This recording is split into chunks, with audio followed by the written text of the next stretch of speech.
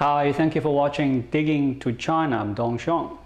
Last Sunday, Philippines boxer turned politician Manny Pacquiao announced that he will run for the country's upcoming presidential elections. He said at his nomination ceremony that the time had come to challenge the leadership.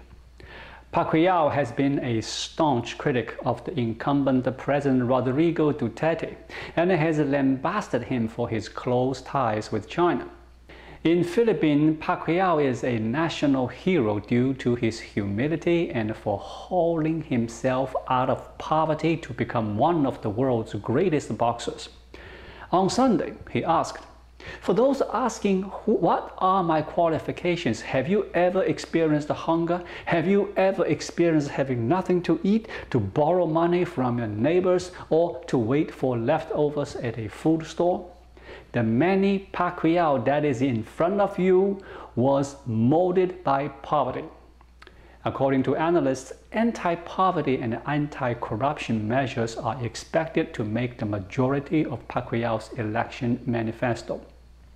The presidential elections will start on May 9th next year. The Filipino constitution forbids the president to run for a second term. Earlier in August, Duterte announced that he will run for the vice presidency, inviting criticism that he wanted to make sure his stronghold on power. The opposition has pointed out that Duterte's nomination for the number 2 position in the country could serve as a backdoor for the presidential position. They tout a scenario wherein Duterte's close ally Christopher Bongo could win the polls and then resign, enabling Duterte to shield himself from possible legal actions when he leaves office. Since his election in 2016, Duterte has changed his attitude towards the US and China.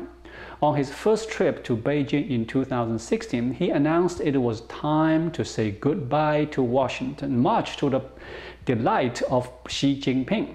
He has welcomed the Chinese Belt and Road Initiative investments, has threatened to suspend a joint military exercise with the United States, and calls China a good friend.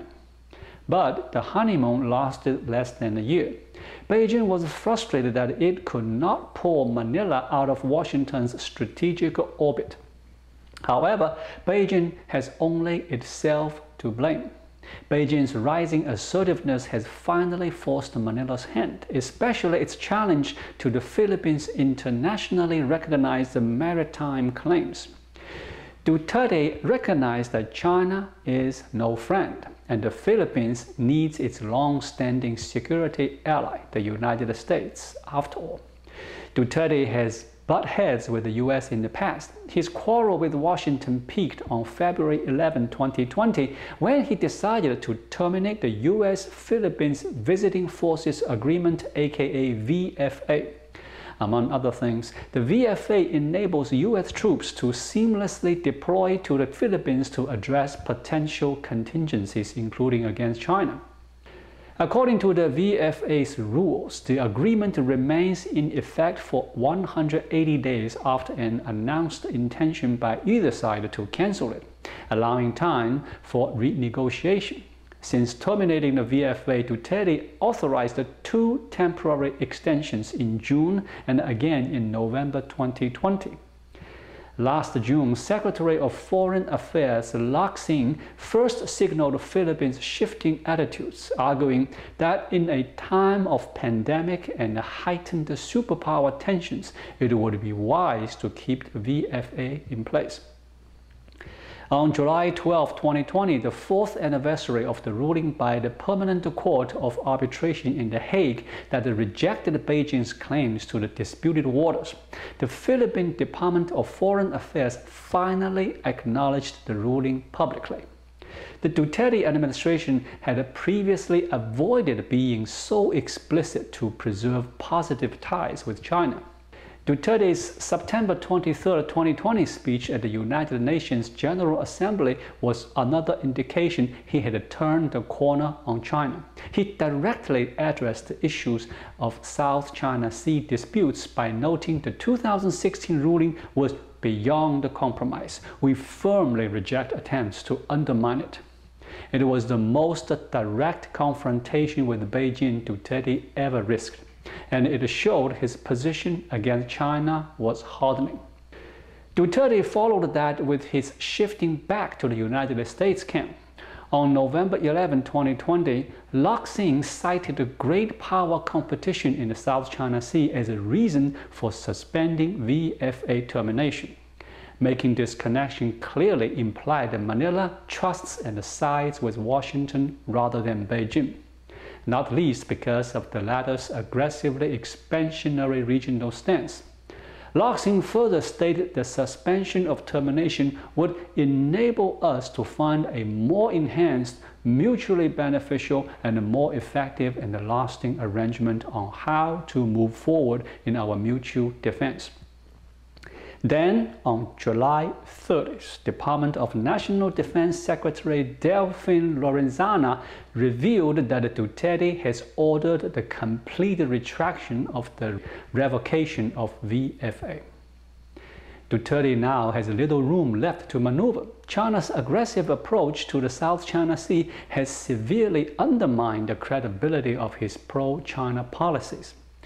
Last year, SWS surveyed 1,555 people in Philippines, and the US received a net trust rating of +42. Net trust in the United States has been positive since SWS first surveyed it in December 1994.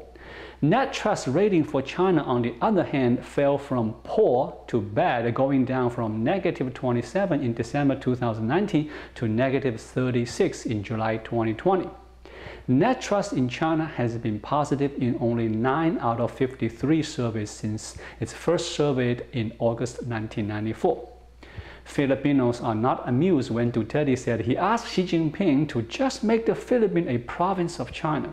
Neither are Filipinos happy to hear Duterte say he just loves Xi Jinping.